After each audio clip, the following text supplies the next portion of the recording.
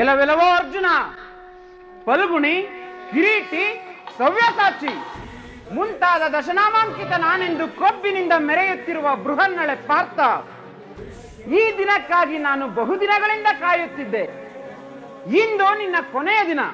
ನಿನ್ನನ್ನು ಕೊಂದು ನನ್ನ ಸ್ವಾಮಿ ಕೌರವೇಶ್ವರನಿಗೆ ಸಂತೋಷಪಡಿಸುತ್ತೇನೆ. ಸೂತ ಕುಲದಲ್ಲಿ ಹುಟ್ಟಿ ಸೂತನಾಗಿ ಬೆಳೆದು ಕೇವಲ ಅಲ್ಪ ಸ್ವಲ್ಪ ಅಸ್ತ್ರವಿದ್ಯೆಗಳನ್ನು ಕಲಿತು ಆ ಕೌರವನ ಭಿಕ್ಷೆಯಿಂದ ಅಂಗದೇಶದ ರಾಜನಾದ ಮಾತ್ರಕ್ಕೆ ನೀನೇನು ಮಹಾರಥಿಕನೆಂದುಕೊಂಡೆಯಾ? ಸುಮ್ಮನೆ ಬೊಗಳೆ ಹೊಡೆಯುವುದನ್ನು ಬಿಟ್ಟು ಯುದ್ಧಕ್ಕೆ ಸಿದ್ಧನಾಗು. ಅಸೂಯೆಯಿಂದ ಏಕಲವ್ಯನ ಹೆಬ್ಬೆರಳನ್ನು ದ್ರೋಣರಿಂದ ಪಡೆಸಿದ ನೀನು ಉದರ ಪೋಷಣೆಗಾಗಿ ಸೀರೆಯುಟ್ಟು ಕೈಗೆ ಬಳೆಗಳನ್ನು ತೊಟ್ಟು ನಪುಂಸಕನಾಗಿ ಜೀವಿಸುತ್ತಿದ್ದ ನೀನೇನು ಮಹಾರಥಿಕನೋ? ಹುಂಬನಂತೆ ಜಂಬದ ಮಾತುಗಳನ್ನಾಡದೆ ತೋರಿಸು ನಿನ್ನ ನಿಜವಾದ ಪರಾಕ್ರಮವನ್ನು. ಎಲವೆಲವೋ ಸೂತಕರ್ಣ, ಬಾಯಿಗೆ ಬಂದಂತೆ ಮಾತನಾಡಿ ನನ್ನನ್ನು ಕೆರಳಿಸಬೇಡ. ಚಂದ್ರವಂಶದಲ್ಲಿ ಹುಟ್ಟಿ ಮಧ್ಯಮ ಪಾಂಡವನಾಗಿ ಅದ್ವಿತೀಯ ಅಸ್ತ್ರವಿದ್ಯಾ ಪಾರಂಗತನಾದ ಈ ಅರ್ಜುನನ ಭುಜಬಲದ ಪರಾಕ್ರಮವನ್ನು ನೀನೇನು ಬಲ್ಲೆ? ಸುಮ್ಮನೆ ಸಮಯ ವ್ಯರ್ಥ ಮಾಡದೆ ಯುದ್ಧ ಮಾಡು. ಎಲವೆಲವೋ ಅರ್ಜುನ, ಇದು ನಾಗಾಸ್ತ್ರವನ್ನು ಪ್ರಯೋಗಿಸುತ್ತಿರುವೆನು, ಇದರ ತಾಪವನ್ನು ಸಹಿಸಿಕೋ.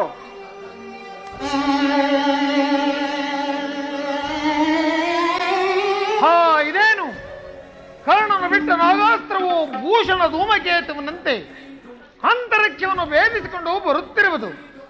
ಇದರಿಂದ ಅರ್ಜುನನನ್ನು ನಾನು ಹೇಗೆ ರಕ್ಷಿಸಲಿ? ಬಂದಿತು ಬಂದಿತು, ತಲೆಯನ್ನು ತಗ್ಗಿಸಬಾರ್ದ. ಧೈರ್ಯವನ್ನು ತಾಳು ಅರ್ಜುನ, ಭಯಗ್ರಸ್ತನಾಗಬೇಡ.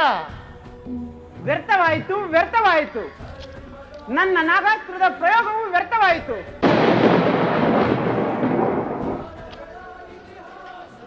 ಇದೇನು ನನ್ನ ರಥದ ಚಕ್ರವು ರಣಭೂಮಿಯಲ್ಲಿ ಹೂತುಕೊಂಡಿತಲ್ಲ? ಶಲ್ಯರಾಜ, ನನ್ನ ರಥದ ಚಕ್ರವನ್ನು ಮೇಲೆತ್ತಲು ಸಹಕರಿಸು. ಅದು ನನ್ನ ಕೆಲಸ ಅಲ್ಲ ಕರ್ಣ, ನೀನೇ ಮಾಡು, ಅದು ನನ್ನಿಂದ ಆಗದು. ಬೇಡ ಬಿಡು, ನಾನೇ ಈ ರಥದಿಂದ ಇಳಿದು ಚಕ್ರವನ್ನು ಮೇಲೆತ್ತುವೆನು. ಸ್ವಲ್ಪ ನಿಧಾನಿಸು ಅರ್ಜುನ, ನಾನೀಗ ನಿರಸ್ವನು. ಕರ್ಣನನ್ನು ವಧಿಸಲು ಇದು ಸರಿಯಾದ ಸಮಯ. ಬಾಣವನ್ನು ಬಿಡು, ಕರ್ಣನನ್ನು ವಧಿಸು.